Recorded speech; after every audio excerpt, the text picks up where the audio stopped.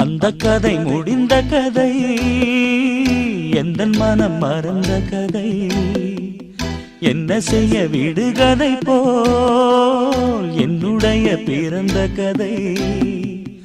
காலங்கள் தான் போன பின்னும் காயங்கள் ஆறவில்லை, வேதனை தீரவில்லை. சொல்லிவிடு வெள்ளி நிலவே